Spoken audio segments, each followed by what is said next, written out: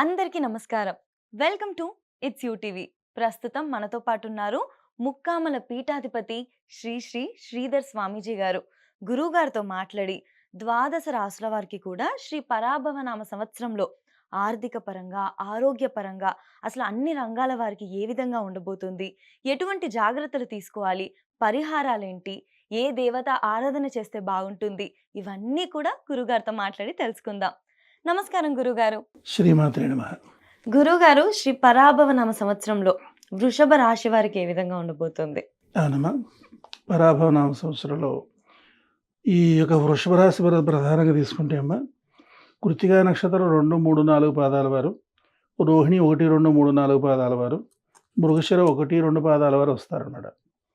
అయితే వీళ్ళకి ఆదాయం 5, వ్యయం 14. తర్వాత అదేవిధంగా రాజపూజ్యం 5, అవమానం 4. ఈ విధంగా చెప్పబడుతోంది. వీళ్ళకి సంవత్సరం ఆరంభం నుంచి కూడా శుభాశుభ మిశ్రమ ఫలితం ఉంటుంది. అంటే చాలా టాప్ లెవెల్ కాదు, మధ్యస్థంగా గడిచిపోతుంటుంది. కానీ బాగుంటుంది. మేషరాశితో పోల్చుకున్నట్లయితే కనుక ఈ యొక్క వృషభ రాశి వాళ్ళు ప్రశాంతంగా ఉండగలుగుతారు. తర్వాత అదేవిధంగా అనుకున్న పనులు నిదానంగా పూర్తి చేసుకోగలుగుతారు. ఈ తర్వాత అదేవిధంగా అభివృద్ధి అనేటువంటిది కూడా బాగుంటుంది వీళ్ళకి. అందుచేత అశుభ ఫలితాల కంటే శుభ ఫలితాలు ఎక్కువగా వచ్చేదానికి అవకాశం కనబడుతుంది. అందుచేత వీళ్ళు చేసే ప్రయత్నాలన్నీ కూడా సఫలీకృతం అవుతాయి అని మనం చెప్పుకోవచ్చు. అవునమ్మా. ఓకే గురుగారు. గురుగారు, మరి వ్యాపార పరంగా ఇండస్ట్రియలిస్ట్లకి ఆర్థిక పరంగా ఏ విధంగా ఉంటుంది? అవునమ్మా. ఇప్పుడు ఇండస్ట్రీస్ వాళ్ళు కూడా ఏంటంటే వాళ్ళకి ఇండస్ట్రీస్ అన్ని బాగుంటాయి. చక్కగా వాళ్ళంతా కూడా మంచి దిగుబడి తీసుకురాగలుగుతారు. అంతా కూడా చక్కగా ఎక్స్పోర్ట్ కూడా బాగా చేయగలుగుతారు. తర్వాత వ్యాపారం కూడా బాగా జరుగుతుంది. తర్వాత నూతనమైన ప్రయత్నాలు అప్పుడే వద్దు. ఎందుకంటే ఈ సంవత్సరం అంటే ఇండస్ట్రీస్ డెవలప్ చేయాలని అనుకుంటారు కదా, కొత్త ప్రయత్నాలు చేయకుండా ఉన్నదాన్ని కొంచెం అభివృద్ధి చేసుకుంటూ ముందుకు వెళ్ళడం అనేది అన్ని విధాలుగాను శ్రేయోదాయకం. ఇక తర్వాత అదేవిధంగా రుణాలు కూడా తీర్చగలుగుతారు. ఒక 50% రుణ బాధలు కూడా వీళ్ళకి తీరుతాయి అన్నమాట. అలాగే వ్యాపారస్తుల పరిస్థితి కూడా ఆ విధంగానే ఉంటుంది. వ్యాపారం కూడా గతం కంటే బాగుంటుంది. కాస్త అభివృద్ధి పదంలోనే వ్యాపారం అనేది ముందుకు సాగుతుంది. తర్వాత వాళ్ళు కూడా రుణ బాధల నుండి బయట పడేదానికి కూడా అవకాశం బాగుంది. కొత్త ప్రయత్నాలు వద్దు, ఉన్న దాంట్లోనే వీళ్ళు కూడా ముందుకు వెళ్ళడం అనేది అన్ని విధాలుగానే మంచిది. అలాగే వ్యవసాయదారులు కూడా ఏంటంటే లాభసాటిగానే ఉంటుంది. అయితే వరి రైతులు మాత్రం కొంచెం జాగ్రత్తగా ఉండాలి. మిగిలినటువంటి ఈ యొక్క మెట్ట పంటకు సంబంధించినటువంటి అపరాలకు సంబంధించిన రైతులందరూ కూడా బాగుంటుంది. అందుచేత సామాన్యంగా ఈ వరి రైతులకి, మెట్ట రైతులకి మెరుగుగా ముందుకు సాగుతుంది. అందుచేత ఆర్థికపరమైనటువంటి రీతిలో ఏంటంటే శుభాశుభ మిశ్రమ ఫలితాలు ఉన్నాయి కనుక జాగ్రత్తగా ఒబ్బడిగా ముందుకు వెళ్ళడం అనేది అన్ని విధాలుగా మంచిది అనమాట. ఆరోగ్యంగా గురుగారు, ఆరోగ్యం పరంగా ఆరోగ్యం కూడా బాగుంటుందమ్మా. ఆరోగ్య విషయంలో ఇబ్బంది ఏం రాదు. ఏవో చిన్న చిన్నవి అనేది ఈ దగ్గులు, రొంపలు, ఈ వైరల్ ఇన్ఫెక్షన్స్ అనేది కామన్, అదేం పెద్ద సమస్య కాదు. ఈ దీర్ఘకాలికమైనటువంటివి ఏమీ కూడా ఇబ్బంది పెట్టేదానికి అవకాశం ఉండదు. ఆరోగ్యపరంగా బాగుంటుంది. మానసికంగా కూడా బాగా వీళ్ళు ఒక స్థిరత్వానికి రాగలుగుతారు. బాగుంటుందమ్మా, ఏమి ఇబ్బంది లేదు. ఈ సంవత్సరం స్త్రీలకు ఏ విధంగా ఉండబోతుంది గురుగారు? స్త్రీలకు కూడా బాగుందమ్మా. ఎందుకంటే వాళ్ళకు కూడా ఏంటంటే వివాహ ప్రయత్నాలు ఫలిస్తాయి. ఆశాజనకంగానే ముందుకు వెళ్ళగలుగుతారు. ఇక తర్వాత అదేవిధంగా ఉత్తమమైనటువంటి కుటుంబాల్లోకి వీళ్ళు వెళ్ళేదానికి అవకాశం ఉంటుంది. ఇక చెప్పారు కదమ్మా, సంవత్సర ఫలితం అనేటువంటిది ఎట్లా ఉందంటే స్త్రీ రక్షణ చాలా ప్రధానంగా ప్రభుత్వం వారు న్యాయపరంగా కానీ చట్టపరంగా కానీ ఇంకా బలోపేతం చేస్తారు. ఇక తర్వాత అదేవిధంగా స్త్రీలు కూడా సేఫ్ జోన్లోకి వస్తారు. వీళ్ళు కూడా ఏంటంటే మా ఏమిటి మోసం ఏమిటి అనేటువంటిది సులభంగా తెలుసుకోగలుగుతారు. ఇప్పటివరకు ఏంటంటే మాయలో పడి నమ్మేసేసి మోసపోయి అనేక రకాల ఇబ్బందులు పడుతూ కుటుంబ సభ్యులు కూడా ఇబ్బంది పెడుతూ వచ్చారు. ఇప్పుడు ఆ విధంగా కాదు, వీళ్ళకి మంచి అవేర్నెస్ వచ్చేస్తుంది. ఇట్టే పడిసిగట్టేస్తారు అవతల వాడు ఎట్లాంటి వాడు, వీడు నిజంగానే మనల్ని ఇష్టపడుతున్నాడా, లేకపోతే మాయ చేస్తున్నాడా, మోసపుచ్చుతున్నాడా, లేకపోతే ఇంకేమన్నా ఇబ్బందులు పెట్టేదానికి అవకాశం ఉంటుందా, వాడి నిజస్వరూపం చక్కగా బయటపడిపోతుంది. ఈజీగా ఐడెంటిఫై చేసి ఇస్తారు. ఓకే. అంచేత అంటే ఇక్కడ ఏమైపోతుందంటే ప్రేమ పెళ్ళిళ్ళకి బ్రేక్ పడడం అనేది స్టార్ట్ అయిపోతుందన్నమాట. పూర్వం చూడండి ప్రేమ పెళ్ళిళ్ళు జరిగి పెళ్లి పీటల మీద ఆగిపోయి, పెళ్ళయిన తర్వాత కొన్ని రోజులకే విడిపోయి, కొన్ని నెలలకే విడాకులైపోయి, ఇట్లాగా చాలా మానసికమైనటువంటి క్షోభ అనేటువంటిది అనుభవించారు. ఇప్పుడు అది జరగదు. ఇప్పుడంతా కూడా పెద్దవాళ్ళందరూ కూడా పిల్లలు పెళ్ళిళ్ళ విషయాల్లో కఠినమైన నిర్ణయాలు తీసుకుంటారు. వాళ్ళకి కఠినమైన ఆంక్షలు విధిస్తారు. పెద్దవాళ్ళ మాటలు ఖచ్చితంగా వింటారు. ఎందుకంటే గతంలో జరిగిన అనుభవాలు చాలా ఉన్నాయి కనుక చక్కగా పెద్దవాళ్ళు చెప్పిన ప్రకారంగా వాళ్ళ సూచనల ప్రకారంగా ముందు పెడతారు. ఈ పెళ్ళిళ్ళన్నీ కూడా సక్సెస్ అవుతాయి. అంచేత వృషభ రాశి వాళ్ళు పెళ్ళిళ్ళ విషయంలో ముందుకెళ్ళచ్చు. పెళ్ళిళ్ళ విషయంలో అబ్బాయిలకి అమ్మాయిలకి అబ్బాయిలు అమ్మాయిలు కూడా ఇద్దరికి అనుకూలంగా ఉంది. బాగుంది. సంతానం విషయంలో గురుగారు, సంతానం విషయంలో కూడా కలగనటువంటి వాళ్ళకి సంతానం కలుగుతుందమ్మా. సంతానానికి ప్రధాన కారణం ఏంటంటే కాలసర్ప దోషమే. ఈ కాలసర్ప దోషాన్ని సంపూర్ణంగా శాంతింపజేసే అమ్మవారు మానసాదేవి. ఈ మానసాదేవి ముక్కమల మహాక్షేత్రంలో తపస్సు చేసింది.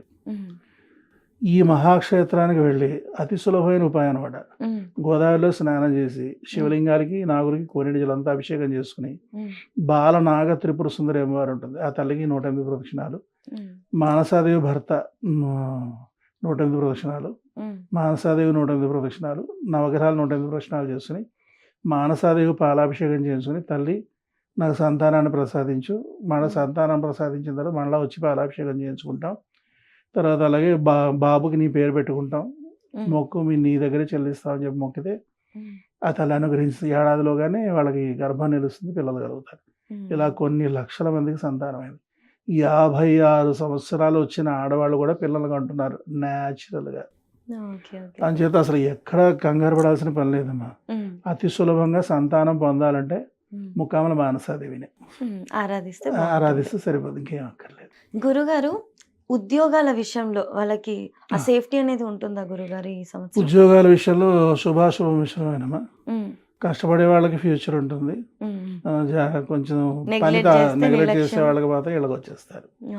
అంచేత కొంచెం జాగ్రత్తగానే ఉండాలి. ఈ రాశి వాళ్ళు 50-50గానే ఉంటుంది. అంచేత కొంచెం కేర్ఫుల్గా అప్రమత్తంగా ఉంటే మంచి అభివృద్ధిని సాధించుకోగలుగుతారు. నిర్లక్ష్యం చేయకుండా 100% హార్డ్ వర్క్ చేస్తే మాత్రం ఇంక ఇబ్బంది ఉండదు, బాగుంటుంది. ఈ సంవత్సరం వరకు ఇబ్బంది లేదు. విదేశాలకు ప్రయత్నించే వాళ్ళకి విదేశీ ప్రయాణాలు కూడా బాగుంటాయమ్మా. చక్కగా విదేశాలకు కూడా వెళ్ళొచ్చు, ఆ ప్రయత్నాలు చేసుకోవచ్చు. అక్కడికి వెళ్ళి సెటిల్ అవుతారు, బాగుంటుంది. అన్ని విధాలు విద్యార్థులు కూడా వెళ్ళి చదువుకోగలుగుతారు. చదువుకి ఏమి ఇబ్బంది లేదమ్మా, చదువుకి ఏమి ఇబ్బంది లేదు, చాలా బాగుంది, ఏం పర్వాలేదు. సినీ రంగంలో కళాకారులకి, రాజకీయ నాయకులు కూడా మంచి పేరు తెచ్చుకుంటారు. కాకపోతే పదవులు రావు. ఆ ఉన్న పదవులను కొనసాగాల్సిన పరిస్థితి ఉంటుంది. నూతనమైన పదవిని ఆశించాల్సిన పని లేదు, కానీ ప్రజాదరణ పొందుతారు, పార్టీలో గుర్తింపు తెచ్చుకుంటారు. తర్వాత వాళ్ళు అనుకున్న పనులు కూడా చక్కగా ప్రజలకి నెరవేర్చగలుగుతారు. ఇక సినీ రంగం వాళ్ళు కూడా వాళ్ళు ఉన్నటువంటి స్థానం బాగుంటుంది. అలాగే మంచి ఆకర్షణ కూడా పెరుగుతుంది. ఇక్కడ ఏంటంటే సినిమా కానీ టీవీ కానీ చూస్తే ముఖవర్చేస్తే కదమ్మా, ఆ గ్లో ఎప్పుడూ కూడా దెబ్బతినకూడదు. ఆ గ్లో దెబ్బతినకుండా ఉండాలంటే గ్రహాలు నక్షత్రాలే ప్రధానమైన ప్రభావం చూపిస్తాయి. అందులో కొన్ని గ్రహాలు ఉన్నాయి, ఆ గ్రహాల వల్లే గ్లో వస్తుంది. అంచేత ఇప్పుడు ఈ వృషభ రాశి వాళ్ళకి ఆ గ్రహాలు అనుకూలంగా ఉన్నాయి కనుక ఫేస్లో మంచి బాగుంటుంది, గ్లో బాగుంటుంది. ఈ రాశి వాళ్ళు బాగుంటారు. మేష రాశి వాళ్ళు బాగుంటారు, అలాగే వృషభ రాశి వాళ్ళు కూడా చక్కగా చూడడానికి సూపర్లుగా బాగుంటారు. బాగుంటుంది, వీళ్ళకి కూడా ఏ ఇబ్బంది లేదు.